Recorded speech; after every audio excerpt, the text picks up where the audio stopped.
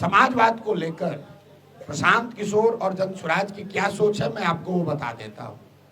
समाजवाद की मूल सोच है समता मूलक समाज, और हमने जो अध्ययन किया, जो इसको देखा समझा, तो जनसुराज ने कहा कि समाजवाद के नाम पर सिर्फ जातियों की जो राजनीति हो रही है, जाति आधारित आरक्षण की जो बात हो रही है, राजनीतिक भागीदारी की जो बात हो रही है, उससे समता मूलक समाज नहीं बन सकता है।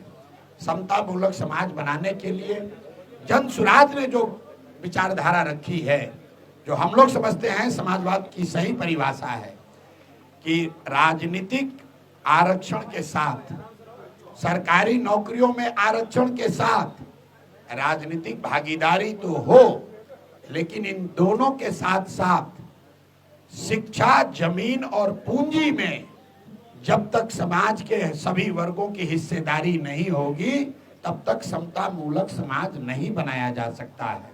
मैं इसका आपको उदाहरण देता हूं। 30 साल से बिहार में सामाजिक न्याय की राजनीति हो रही है, सो कॉल्ड।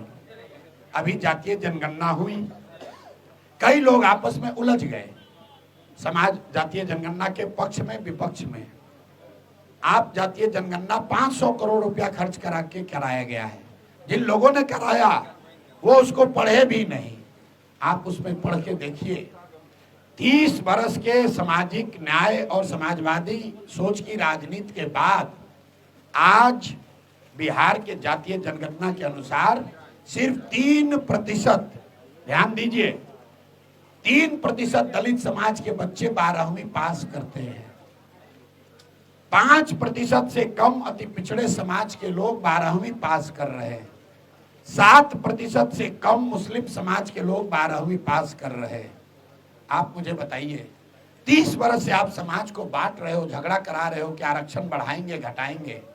अगर आप उन समाज के बच्चे 12वीं नहीं पास करेंगे तो उनको आरक्षण का लाभ मिलेगा कैसे? इसलिए जनसुराज ने कहा कि आरक्षण की व्यवस्था जो है वो बनी रहे, लेकिन इसके साथ साथ जिन जातियों की जितनी संख्या है उस हिसाब से उनको राजनीतिक भागीदारी देना जनसुराज का काम है।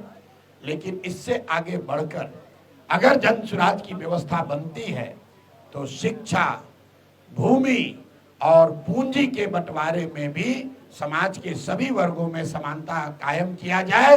ये जनसुराज की सोच है, ये समाजवाद हमारे लिए है।